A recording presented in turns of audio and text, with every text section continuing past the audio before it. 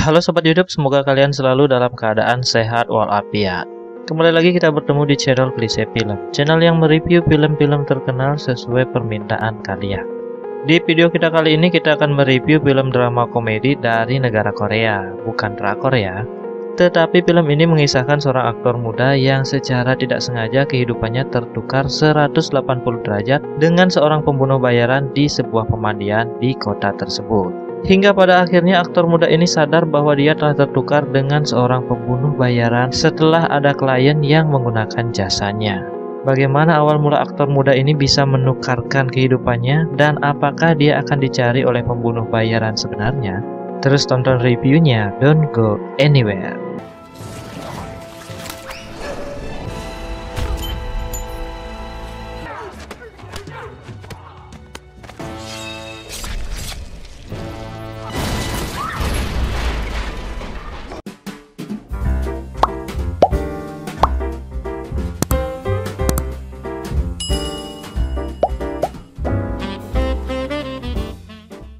Seorang pembunuh bayaran bernama Choi Hyung Wook terlihat baru saja menghabisi targetnya dan pergi meninggalkan TKP.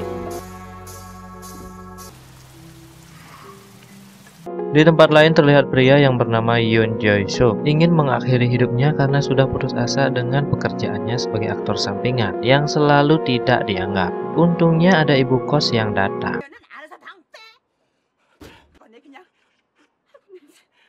Karena dirinya merasa bau, dia pun mengurunkan niat bunuh dirinya dan memilih mandi terlebih dahulu. Di mobil, Hyung Wook yang terlihat tangannya penuh darah berhenti sejenak di salah satu pemandian yang ada di sana. Ternyata Jae Sung juga sedang mandi di pemandian itu juga. Dan terkesima melihat Hyung Wook karena semua aksesorisnya terlihat mewah.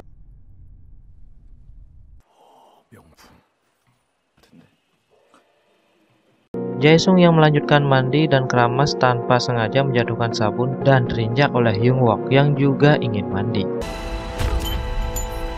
Hyung Wook yang tidak sadarkan diri dilihat oleh banyak orang dan kebetulan sekali kunci lokernya terlempar ke kaki Jae Sung. Si Jae Sung ini tidak menyia-nyiakan kesempatan yang ada dan langsung menukar kuncinya dengan milik Hyung Wook.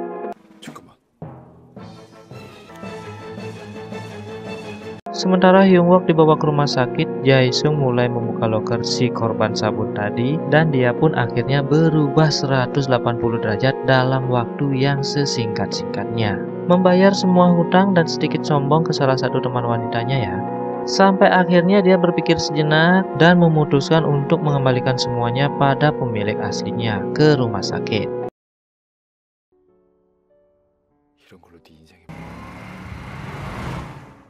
Sesampainya di sana dia melihat pria itu berbaring dan ketika ingin mengambil kartu asuransinya, pria itu pun sadar dan lupa ingatan. Ternyata Hyung Wook mengalami amnesia. Yang dia ingat hanya nama Jae Sung karena itu ada di kartu asuransi yang ada di sakunya. Jae Sung yang sudah gemetar langsung pergi meninggalkan Hyung Wook.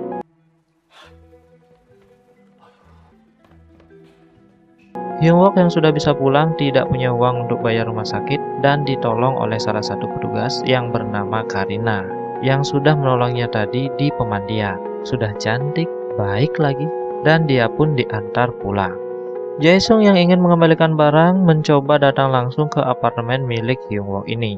Karena memang Hyung Wook orang yang sangat rahasia jadi tidak ada siapa-siapa di dalam apartemennya.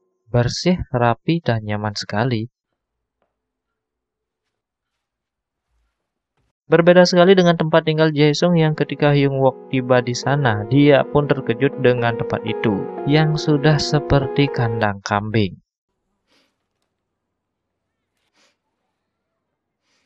Jae Sung yang mulai berani melihat-lihat isi apartemennya Hyung Wook menemukan CCTV aktivitas seorang wanita cantik.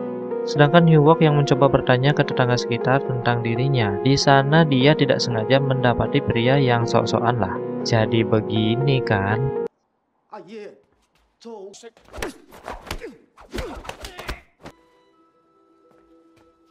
Hyung Wook yang mencoba menemukan jati dirinya mengetahui bahwa dia sangat berbakat menggunakan pisau.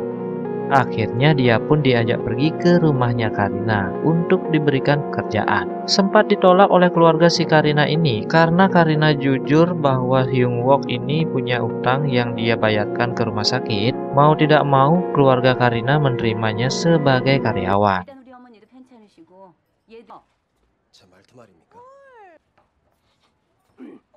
Kembali ke apartemen, Jae-sung yang tidak sengaja menemukan ruang rahasia milik Hyung Wook, dan di sana dia tahu bahwa Hyung Wook ini merupakan seorang polisi dari kejaksaan yang melindungi saksi dari sebuah kasus besar. Dan dari sini juga dia mengetahui bahwa wanita yang ada di CCTV itu bernama Song Hyung-ju. Jae-sung yang tahu Hyung Wook yang sedang amnesia dan merasa dialah yang harus melindungi Song Hyun-jun. Mencoba mencari tahu di mana posisi Song Hyun-jun setelah melihat abang Gojek yang baru saja membawakan makanan kepadanya dan juga membawakan makanan ke Hyun-jun. Dia berkesimpulan bahwa Hyun-jun ada di satu apartemen dengan dirinya dan pencarian pun dimulai.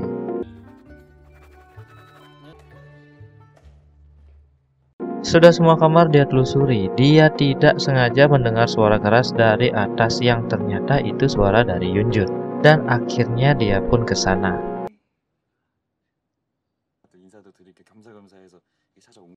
Di tempat lain, Hyung Wook yang sangat menikmati pekerjaannya telah membuat perubahan besar terhadap restoran milik keluarga Karina ini. Sampai-sampai restorannya kebanjiran pelanggan kayak gini.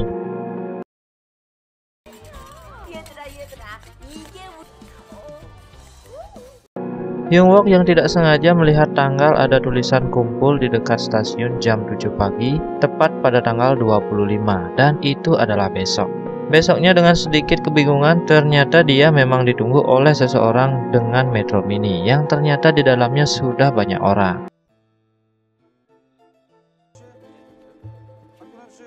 Dia pun dibawa ke salah satu tempat syuting, dan ternyata Jae-sung adalah seorang aktor pengganti. Hyung Wook yang memang tidak ahli dalam berakting, namanya juga pembunuh ya, jadi kaku kan aktingnya.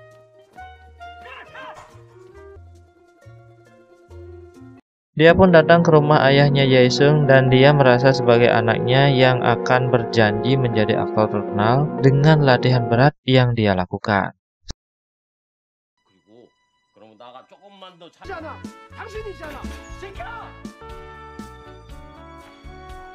Sedangkan Hyun-jun mulai dekat dengan Jae-sung.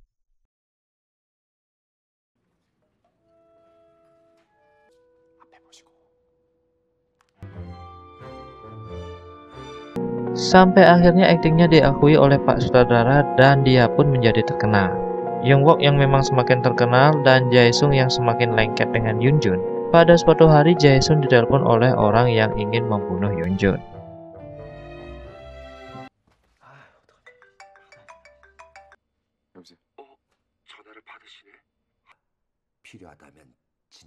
Dari sinilah dia tahu ternyata Hyung Wook bukanlah seorang polisi melainkan pembunuh bayaran yang sangat-sangat kejam. Bahkan jika orang menatap matanya saja bisa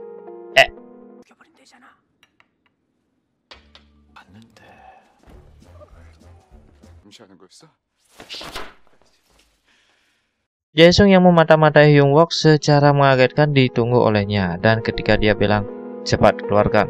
Tapi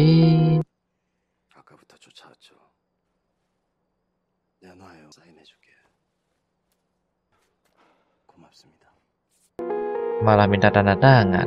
Hyung Wook yang kurang begitu bisa berakting romantis langsung diajari oleh Karina bagaimana caranya menjadi pria yang romantis dan hangat. Ya, langsung deh.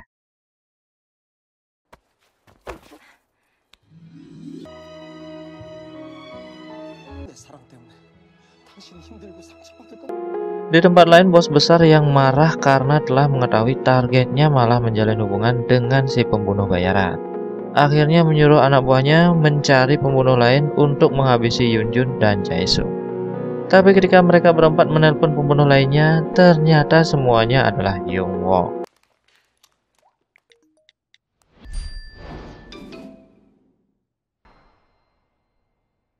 Hyung Wook yang diajak jalan-jalan camping dengan keluarga Karina merasa sangat bahagia melewati waktu bersama. Tapi itu akan berubah dengan cepat.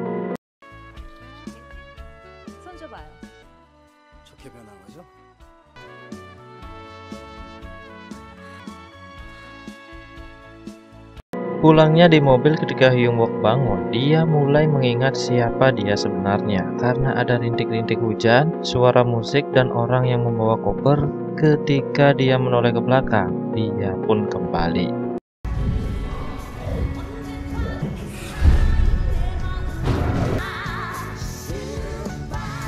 Setelah dia memutuskan untuk kembali ke apartemennya, dia menemukan bahwa Jae-sung bersama dengan Yoo Jun yang akan melarikan diri. Akhirnya dia datang dan menemui mereka berdua.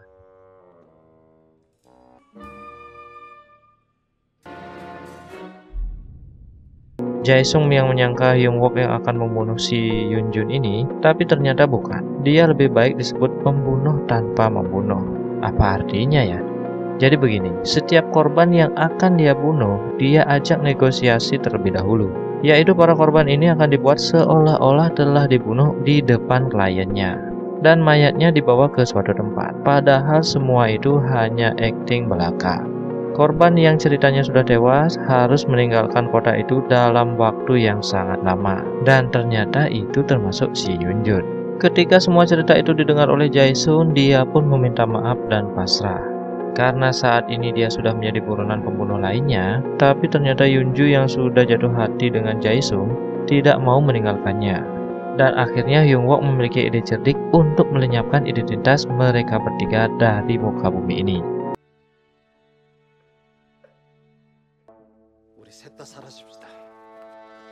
Karena identitas Hyung Wook ini memang secret ya, jadi dialah ceritanya yang akan membunuh si Jae-sung yang akan menyerahkan flash disk-nya ke orang-orang suruhan perusahaan itu.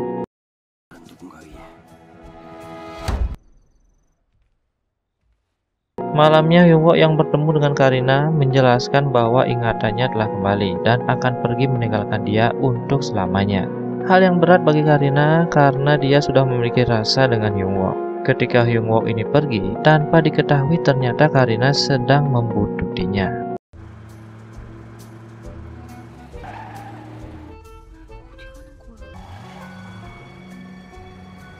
Tempat penyerahan sudah diputuskan dan tibalah Jae-sung yang langsung membawa Yoonju ke depan kliennya. Dengan sedikit ceramah dan langsung menancapkan pisau ke perut Yoonjun dan memberikan flash disk-nya. Yoonju yang sudah tidak berdaya diletakkan di samping agar aktingnya nggak kelihatan lagi. Setelah Jae-sung menyerahkan flash disk-nya ke klien, tibalah Hyung Wook yang menjadi pembunuh bayaran lainnya dan siap menghabisi Jae-sung. Tanpa diduga Karina datang dan menghancurkan rencana kematian mereka. Tapi rencana mereka harus tetap berjalan. Ketika mereka sudah berada di titik target, Yoonju pun memencet tombol dan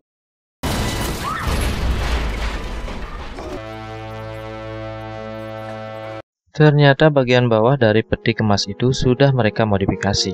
Ketika kliennya ingin memastikan, Jae-sung mengeluarkan cairan yang mirip darah agar kliennya ini percaya bahwa mereka semua telah tewas.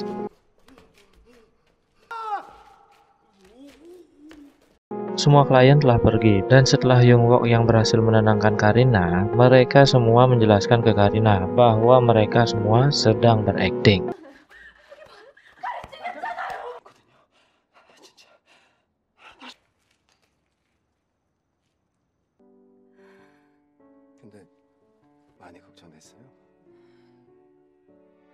Karina yang mengajak Hyung Wook ke tempat syuting dan di sana Hyung Wook untuk pertama kalinya nembak seorang wanita dan film pun tamat.